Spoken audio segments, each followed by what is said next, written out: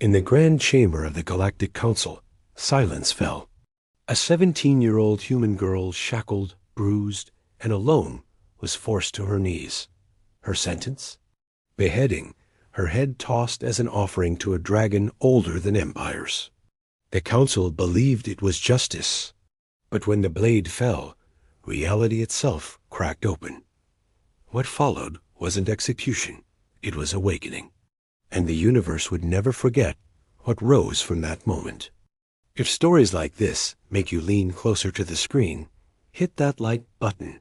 It really helps us grow. Subscribe if you're new, because trust me, you'll want them along for this ride. And hey, drop your theories in the comments. What would you have done if you were in that chamber? The Galactic Council's chamber drifted in low orbit above a violet world, its crystalline spires gleaming like knives against the stars. Inside, 13 rulers sat upon their thrones, each one a sovereign voice of a different alien race.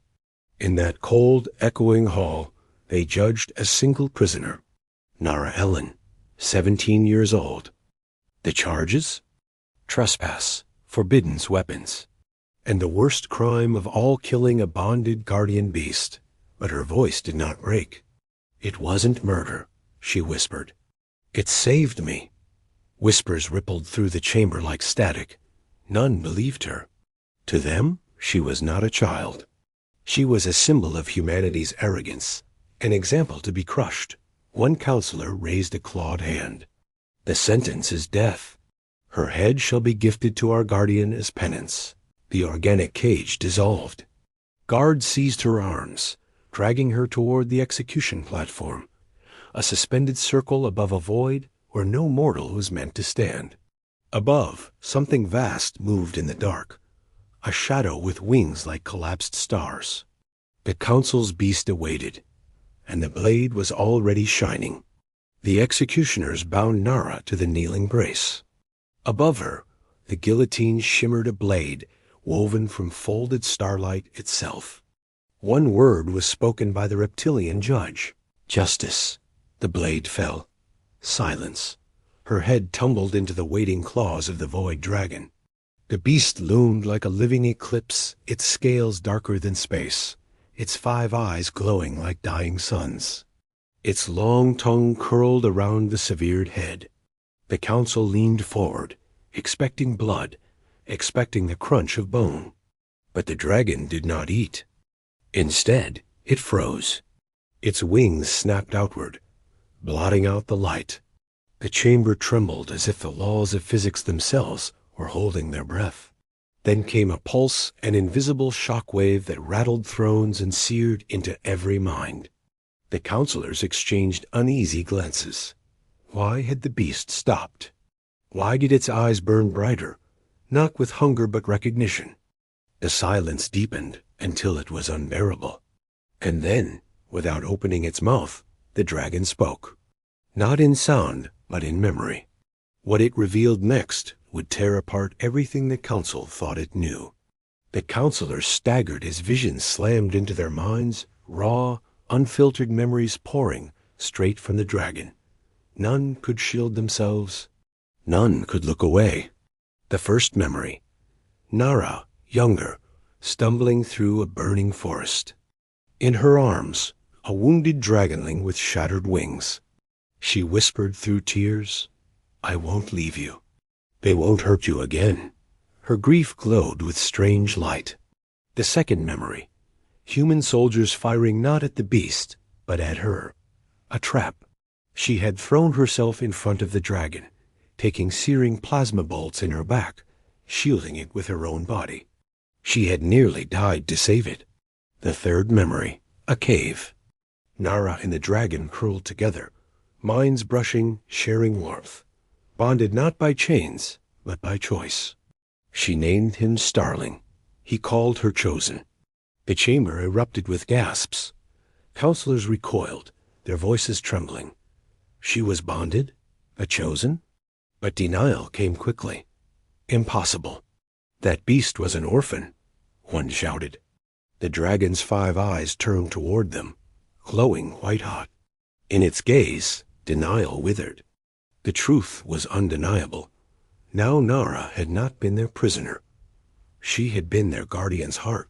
The chamber shook as the void dragon released a roar that wasn't sound. It was command. Reality itself shivered. Nara's severed head slipped from the beast's claws, falling to the floor. But her body moved.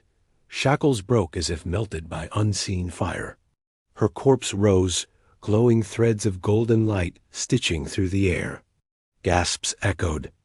The counselors scrambled back, horrified. Her headless form stretched out its hands, and the impossible happened. Her eyes opened within the severed head. Twin stars blazing where once had been fear. The dragon screamed again, wings unfurling across dimensions. Return her, and reality obeyed. Blood surged upward, veins reknit, bone reformed. The crown of light wrapped around her throat like a necklace of starlight.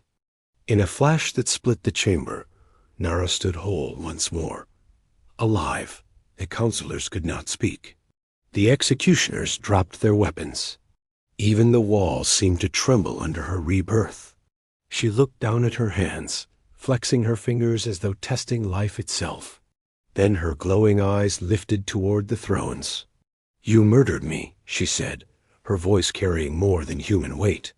"And Starling has forgiven no one." The council chamber erupted in chaos. Some counselors screamed, others tried to flee, but it was too late. Starling, now colossal, descended behind Nara, his wings blotting out the galaxy beyond the chamber windows. With a gesture, a beam of energy lanced from his chest, disintegrating the reptilian judge who had ordered her death. His throne was nothing but dust. Then Nara raised her hand.